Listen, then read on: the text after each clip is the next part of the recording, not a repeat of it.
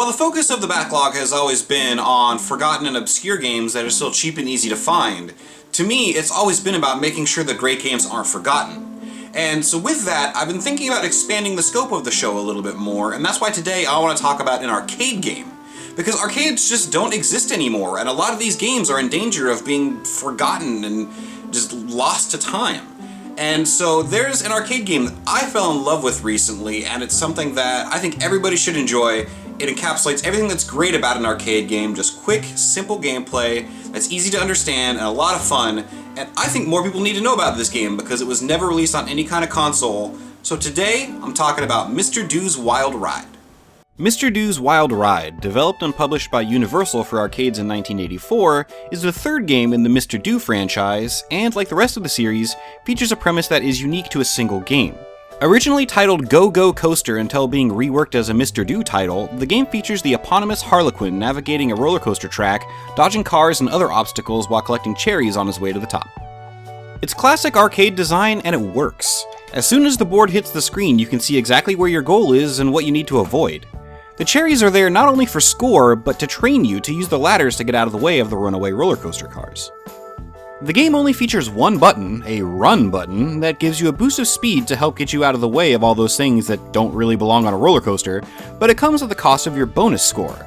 It drains on its own anyway, acting as a timer of sorts for the level, but using your run button drains it even faster. It's a nice trade-off, so you can get through the level a little bit quicker, but at a greater cost to your score. Since this is an arcade game though, score is really the ultimate goal here. There are 6 stages that loop infinitely, but if I'm being honest, I've only seen the first 4 because this game is really tough. It requires you to be pretty aware of things around you at all times. You need to be able to tell if that coaster coming at you from above will get to you before you can make it to the next ladder. Ladders aren't entirely safe either. Some of them put you directly in the way of the track above you. It's fun, it's addicting, and when you lose, it's entirely your fault, which is what you want with game design. The gameplay is fulfilling and it's a good kind of challenge, so you want to keep playing and get better so you can stop making simple mistakes.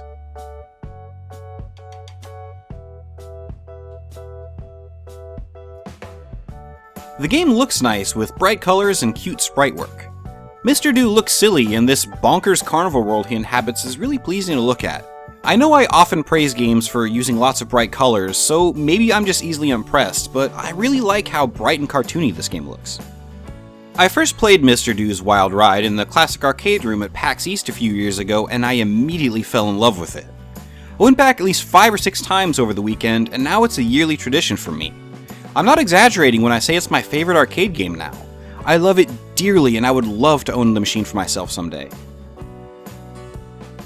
The game is just so charming and cute and fun.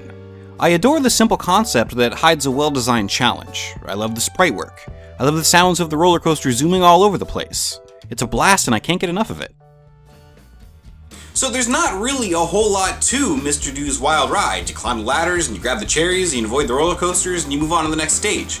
And that's really what arcade games are all about, just that really simple, easy to grasp, easy to understand, and fulfilling gameplay. And when you're playing it on an emulator, it does lose a lot of the appeal because you can play as many times as you want and it's just right there in front of you.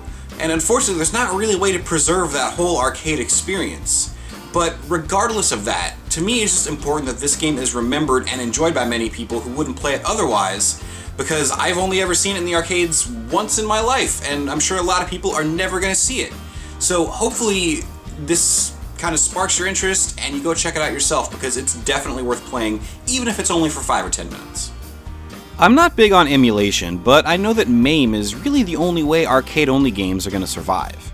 It's a shame that Mr. Do's Wild Ride never got released in any kind of compilation for consoles, because MAME is kind of a pain in the butt, but maybe I'm just bad at these kind of things.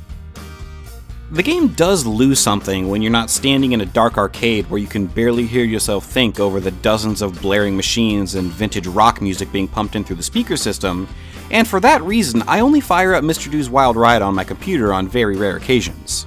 I want to keep the arcade experience special, but sometimes I just want to play. I do hook my arcade stick up to my computer so it feels a little more authentic. Also, last year the classic arcade was gone and replaced with a Screw Attack sponsored arcade that had a lot less variety. It was kind of a bummer because, as I said, I look forward to playing Mr. Do's Wild Ride all year. Even if you never get your hands on the arcade machine itself, Mr. Do's Wild Ride is absolutely worth playing. Arcade games are a very important part of gaming history, and while they do take a bit more effort to share and keep alive in our minds, they definitely deserve the attention. If you've already got MAME running, you've got no reason not to add this to your rotation, and if not, this is a great game to get you started. And that's all I got for today, so remember, love games, love yourselves, and love each other. See you next time.